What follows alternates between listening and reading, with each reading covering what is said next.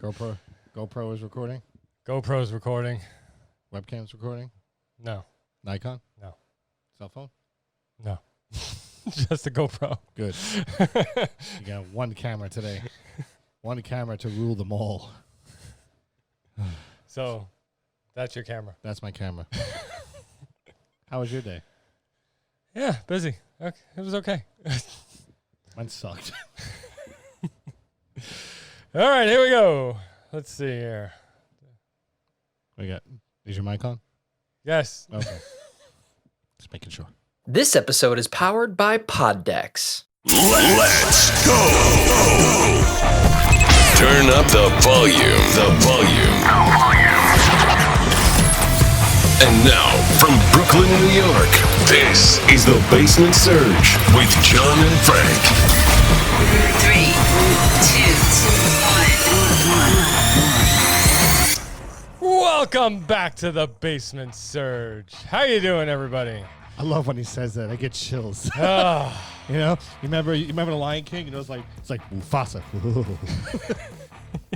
That's how I feel every time he says that. It's like ooh, it tingles. Yeah. All right, everybody. Thanks for joining us today. If you're not used to listening to our podcast, then head on over to YouTube. Yeah, You can now watch our podcast. it's rather interesting, Yeah. if I do say so myself. Yeah. Although today we got a little lazy. It's just one camera. Sorry. Yeah.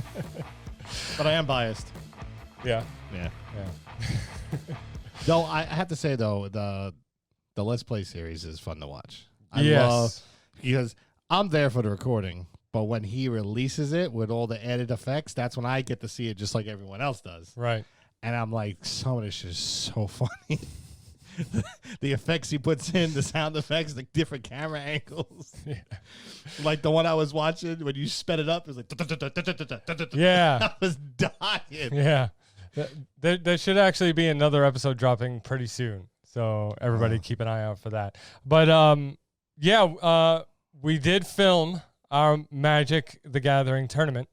But it is just so much work editing it. So I have not had the chance to put it out yet. But it is coming.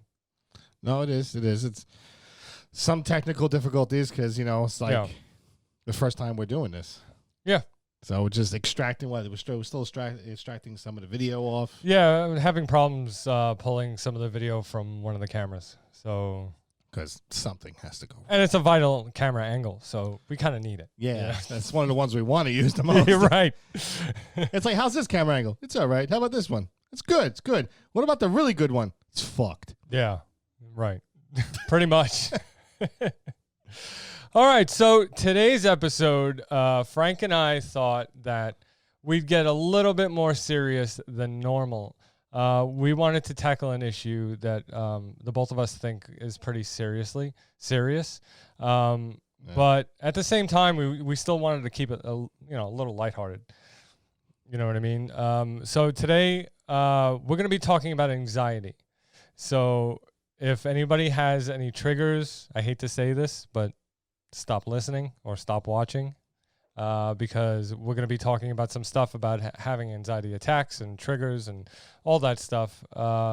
So, me personally, I have suffered from anxiety for a long time, maybe 15, 20 years, I want to say. Yeah, then it's a struggle. Like it just recently hit me. Right. Just this past week, I had what the doctor called a stress-induced anxiety attack, Yeah. where I had so much inflammation in my chest and stress of between me moving and helping my dad move because he's sick, taking care of the kids, all the regular adult stuff, running back and forth from the studio to record. Yeah. Because it's fun to record, but finding the time along with a full-time job and kids, it hits you after a while. Sure. And I didn't know what it was. And I honestly thought I was having a heart attack. I went to the hospital. Well, that's the thing is that a lot of people think that they're having heart attacks, okay? And they go to the hospital, and most of those people who do have heart conditions, they think they're having a heart attack, go to the hospital, and then a majority of them, like a good percentage, get sent home because it's just gas or it's their stomach acting up, and it makes them feel like they can't breathe, kind of thing. Yeah, and like I said, I've never felt this before in my life. Yeah. And unfortunately, I know that John's been dealing with it a lot longer than me, so he was one of the first people who I called to talk to about it, and he was like, dude, I totally understand. Yeah. He goes, sometimes you just got to take a moment, remember what the doctor said. Doctor said you're fine. Yeah. You just have to. Well, see, that's the thing about anxiety is that, you think you're dying. Yeah. You think something is wrong. You think something is very wrong, and you can't shake the feeling. And so when you go to the hospital or when you go to a doctor and they run all these tests on you and they tell you you're fine, everything kind of automatically goes back to normal. Yeah. The things start to equal out, and, See, I'm not like a glory ham. People know, our fans know I'm not a big social media type person. I don't promote a lot of stuff, or I don't throw myself out there too much. Yeah. But I really was tempted to post this picture, the one I sent you, with they had all these leads all over my body. Mm-hmm. From the EKG. From the EKG, but it was like all over me because they ran an extensive test on me because I'm only 35. Yeah. And the fact that I am a first responder, they took me in right away. Right away. They took me in right away, hooked me up, took care of me. They gave me a real good hub. So, like, a shout out to Maimonides Hospital. Yeah. So, because from what my mother told me, because she worked in the hospitals for a long time, Maimonides is one of the best for cardiology. Yes. That's why I went there. I was like, you know what? I'm going there. But I'm fine. It's so funny because my brain, I'm fine. Yeah. You know what I mean? I'm looking at you. We're hanging out. We're talking. We're doing our show. We're having a good time. I feel fine. I don't feel stressed. But during the day, there are times I get these, like, you ever get like these little twinges, or at times my heart rate would just start accelerating on its own. I'm like, I'm not doing anything. Right. I'm not doing anything. I'm taking a shit. What do I have to be excited about? Right. What's going on? Yeah. Were you hurt as a child? No. No. Do you have any underlying feelings of rage or depression? No, not depression, but I did used to have anger issues. The point is that, you can not feel well, out of the normal, let's say, okay? Like, something's wrong. Like, for me, when I get an anxiety attack, like, noise really bothers me. I hear everything, okay? And it's like my hearing is very hypersensitive. And, like, just even the sounds outside, like the cars or the train, it gets to me, and I can't be there. Yeah, and having 9 kids doesn't help. Yeah.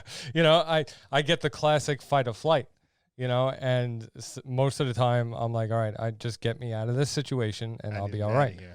Yeah. I need to get the fuck out of here. Yeah, but you were experiencing chest pain. You said you had pain down your arm. Yeah, I had a stinging pain down my arm. I had cramping. I had shortness of breath, dizziness, and I was like, "Fuck." Yeah. So you legitimately thought you were having a heart attack. Yeah, because unfortunately, I think it was when Superman Returns come out, 2006. I think so. Like around that time. Yeah. That's when I had my first ever panic attack. Yeah, because I remember you having them once before. That was the only one I ever had, was that first panic attack. And it was because the caffeine in my system that day was through the roof. Well, have you been drinking a lot of coffee, a lot of soda? I really stopped drinking caffeinated soda. Okay. You know what I mean? Like, yeah, but that still has sugar. Yeah. But like dark color sodas that had a lot of caffeine in there, I stopped drinking those. But I was drinking 2 cups of coffee a day, but 2 20-ounce cups of coffee. So 40 ounces of coffee. Yeah. A day. And you know what I have to say, though? Experiencing this firsthand, like whoever says that, oh, it's just anxiety, relax, calm down, things like that. No, it doesn't help. It doesn't help.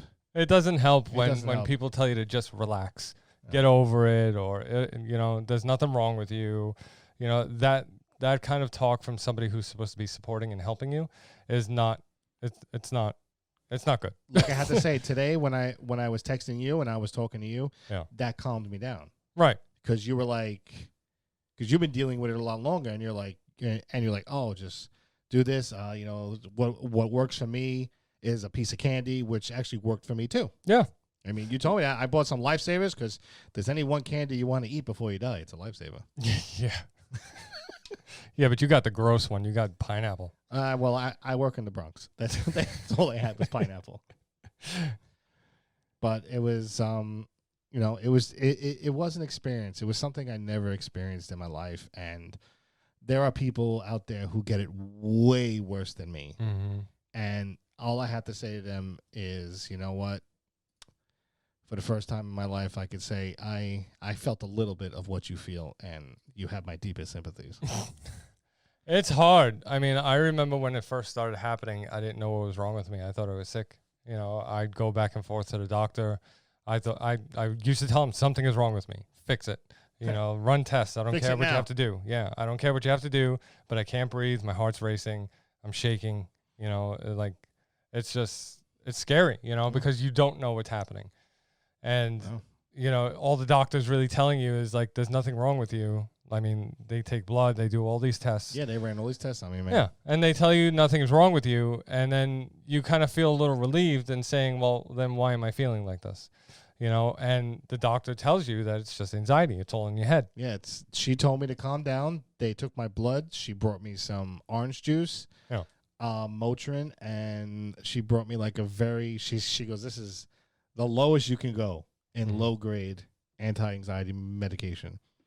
And I took both of them. The Motrin helped with the pain in my chest, because I was actually having muscle pain. It was actually inflamed muscles causing pain and tenseness, tenderness. I was tender. You were tender. I was tender. Fucking wuss I am. That's all right. But the anti-anxiety medication, even though it was such a low grade, when it hit me, I immediately felt like this. Yeah. And I just kept telling myself what the doctor told me. Your heart's fine. Your heart's fine. Yeah. Because they did a full scan on me, because this thing, you know, through my job, they give you like a full heart scan. Right. And she was like, your heart is perfectly fine. Well, you're a first responder. I would assume that they run every test in the world on you. Yeah. You know? They even gave me the COVID test. I'm negative. That's why you're here. Sorry. Thanks. So, yeah, you know, it's like you go for all these tests and, you know, the doctor just tells you you're fine and it's all in your head, and he prescribes you. Sometimes they'll prescribe you with medication. But, like, I have a family member that's going through this now for the first time. And, you know, she gets it so bad that, you know, she has seizures. You know, really? They're not technically seizures. She had all these tests run on her, and they're not like grand mal seizures. They're just like she gets anxiety so bad her body just seizes up, and it looks like a seizure, but it's not. You know, and that's how severe it is. Like it's like stress-induced anxiety kind of. Yeah, but your kind of anxiety, but like magnified like 100 times. Yeah. Because, like, you know me, I'm very social. I'm very outgoing. I don't have anxiety like that. I'm good in public places. I'm good to travel. Right. You know, airplane, cruise ship, fucking raft. I know I'm good. But you see, the problem with her is that, like, her doctors, like, they spent months doing tests on her, you know, checking to see if it was seizures, if she had epilepsy, or, you know, something else. But it turns out that it was just stress. But they still don't want to prescribe her any medication because she's so young. You know, so it's like they don't want to like kill off her liver by the time she's like 30. Yeah. You know, So I guess that's understandable, but you know, at the same time, you know, how do you help her? You know, no, it's just how I feel is that it's something that should be taken seriously. Yeah, it's not something like I said, we have a very lighthearted show. We have a very funny. We try to have a funny show. Let people have a good time. But there's times when you know, and you agree with me, and I agree with you all the time too. Is that there are times when we do want to talk about stuff that, you know, actually affects how we feel. Yeah, and actually affects us, and things that we're not gonna sit here and talk about something that we don't deal with personally. Right. It's like you've been dealing with it a long time. Yeah. I just recently got smacked in the fucking chest with a brick. See, but your anxiety, I think, was due to you helping your father move, okay, lifting those heavy boxes. Moving myself. You probably pulled a muscle in your chest, and I can almost guarantee in like maybe a week or two, you're going to be feeling better. You're going to be all right. You know? But the tips you gave me did help, you know what I mean? Then I spent most of my day writing stuff for the show and working on my stories, and it occupied my mind. Sure. Yeah, if you sit there doing nothing all day, you're just stuck in your head. Your brain is your worst enemy. Yeah. Because your brain will literally tell your body whatever the fuck it wants. Very true. Very true. You will basically mind fuck yourself. Yeah. And you know what? Like I said, I found a friend to talk to. He gave me some tips. The tips worked. I kept myself occupied and busy. I did what makes me happy. Then I went to my happy place. You know, I worked on my stories. I worked on the stuff that we want to put on the website. You know, the D&D stuff that we want to do, put on the website for tabletop. Mm-hmm. And that shit calmed me down, and I was feeling good. And I just kept telling myself over and over again what the doctor told me. She goes, "You're fine. Right. You just need to relax, take your anti-inflammatories, and no heavy lifting, no craziness." Right. See, that's the thing, is that sometimes, when you're sitting there and you're lost in your own head, you forget what the doctors said. Yeah. You have to literally, on purpose, remind yourself what they said. They said, you're fine. Your blood came back fine. Your EKG is fine. Your heart's fine. Okay, so then there's nothing wrong with you.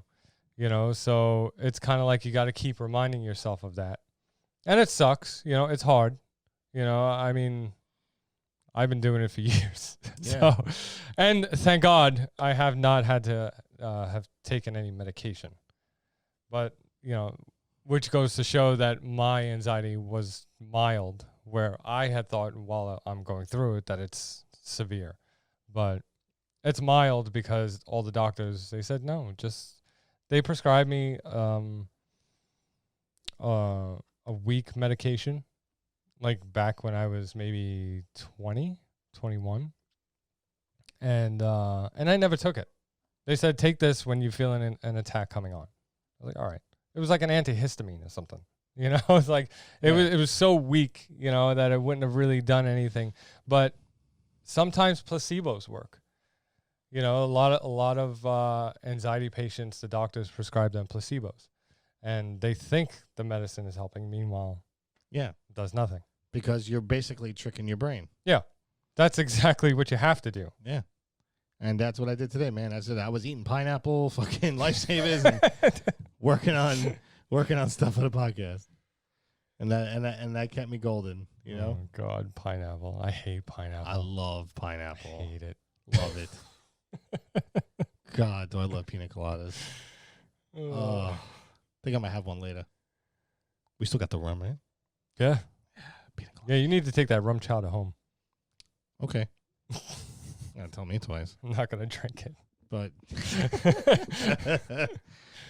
yeah, like, you know what I mean? A little change of pace for us. But, me and John, we felt strongly about this subject, and we wanted to touch base with it. Yeah, I mean, well, that's the thing. I've been going through it for so long. You're just starting with it.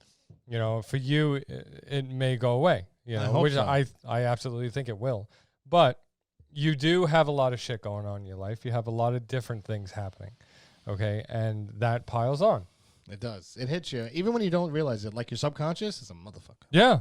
Yeah. So I think you'll be all right. Oh, thank you. I have you, so that helps. For now. What are you talking about? But, you're always going to be here. Yeah. You're gonna outlive everyone on spite. Drinking my scotch and smoking my cigarettes. That's it, man. Who did that? Who was that guy? I forgot his fucking name. Who? George Burns. Didn't he drink liquor? The and cigars. Yeah, he lived to be like 100. Yeah. Yeah, that's you. You're gonna be up on stage, right? This is the last show of the Basement Surge. Good night, everybody. You're just gonna check out. Well, this is not the last show of the Basement Surge. Don't listen to him. Keep subscribing. Keep listening. We're coming back next week. But for now, let's do some Poddex questions.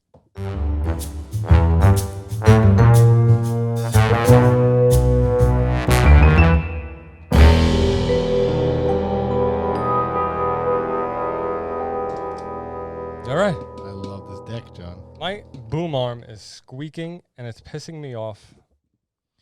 Well, Confucius say better to be pissed off than pissed on. Unless, of course, you're on fire. Or being stung by a jellyfish. Yeah. Oh, you remember that? All right. So, Florida stories. I'm going to switch it up.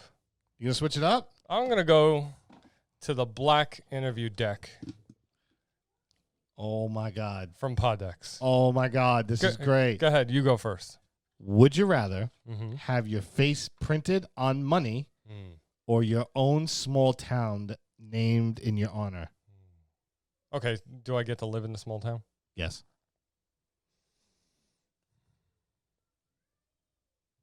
See, but the money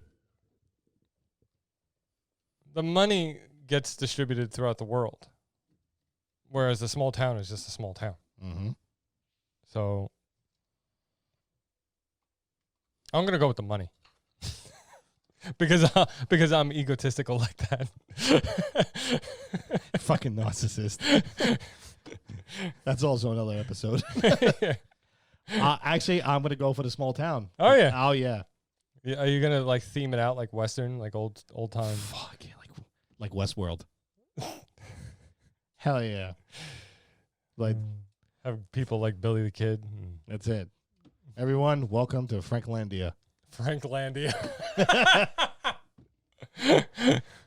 Either that. Franklandia. Yeah, well, because it has to be named after me, or else I would call it Bottsville. But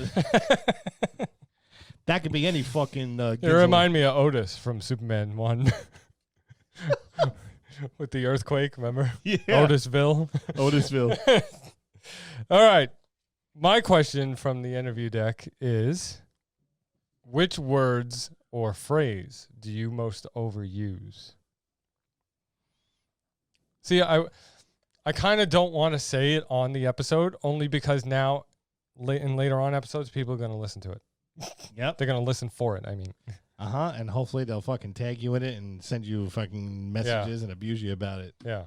Because I will. I think my most overused phrases or words is, for me, that and, you know. Yeah. Yeah. Anybody who's listened to our first season, second season, and Tabletop knows that one of my overused words is fuck. Because it's so versatile. It is. It is. It's a noun. It's a pronoun. It's an adjective. You know what I mean? It's a verb. It's an adverb. Yeah. Fuck me. I got fucked at the used car lot. I mean, these fucking kids. You know what I mean? You know what I mean? I fucked her. It works in so many ways. It does. That's me. That's me. But you want to know what's one of the most used phrases though, where I work, right? In my like. I didn't do it. It wasn't me. No. Not the litigants, but the actual officers. Oh, what? Is Copy? Is what it is. Oh, I hate that. I hate that. I hate it. If you hate, it is what it is. It is what it is. If you hate like, that no, phrase, it is not what it is. like I'm saying, if you hate that phrase, please subscribe to us. Let us know how much you hate it. Hit us up on social media. # it is what it is. And how much you hate it. And how much you hate it. Oh, man. Oh, man. All right, everybody. I think that's it. I think we've triggered too many people's anxieties with this episode already, so we're going to end it here. No, we don't want to trigger no one. We just want to let everyone know that whoever does suffer from it, you're not alone. Yeah. There's a place called the National Alliance on Mental Illness, NAMI, N-A-M-I. They have a helpline. Sorry, there was a fly. The staff at NAMI are well trained to answer questions on a wide range of mental health issues, including anxiety. So available Monday through Friday, 10 a.m. to 6 p.m. Eastern Standard Time. This organization provides free information and referrals to treatment programs, support groups, and educational programs. NAMI also offers help for family members, information about job programs, and connections to legal representations in your area. The phone number, in case you ever need it, is 1-800-950-6264. You call them if you ever need help or just need somebody to talk to, and they'll be there. Always forget, there's never any shame in asking for help. That's right. I called my best friend today for help. Yeah. So if you ever need help, just give them a call. If you're alone, don't feel ashamed. You never feel ashamed for help. To ask for help. All right, everybody. We'll see you next week. Thanks a lot. Let's go. Turn up the volume. And now, from Brooklyn, New York, this is the Basement Surge with John and Frank. 3,